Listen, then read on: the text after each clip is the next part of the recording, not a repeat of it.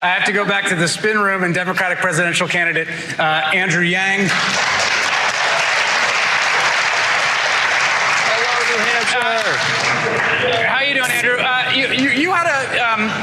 You had a moment tonight where you cited MLK's support for a universal basic income, which aligns with the sort of signature policy proposal, but you were sort of supporting it in a kind of as an alternative to, say, race-conscious forms of redistribution.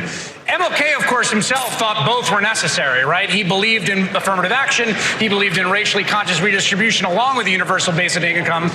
What do you say to people who say that any kind of universal basic income is not enough to redistribute or close the wealth gap or address all of those historical inequities?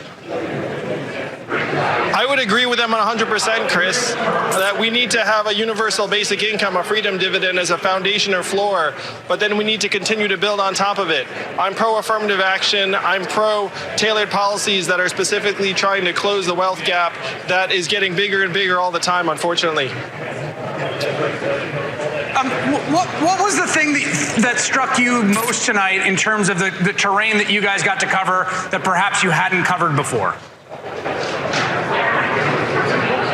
I think the ABC folks talked about a lot of things we had talked about before, honestly, but I enjoyed the conversation and I appreciated the fact that people are homing in on electability. The fact is the number one criteria that Democrats have for the nominee is defeating Donald Trump. And we need someone who's going to appeal to independents, libertarians, Republicans, as well as Democrats and progressives. I thought that theme came out loud and clear tonight. But do you think that you're the most electable candidate in this race?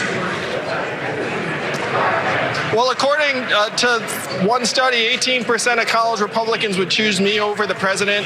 10% of Donald Trump voters in New Hampshire in one poll said they would choose me over the president. By the numbers, I am the best person to take on and defeat Donald Trump in the general election because I am drawing many of his supporters as well as independents, libertarians, and people from all over the political spectrum. All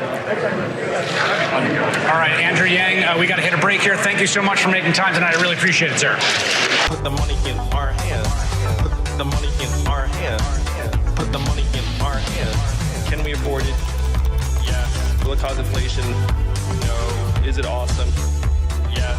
Is anyone trying to make it happen? Yeah, that.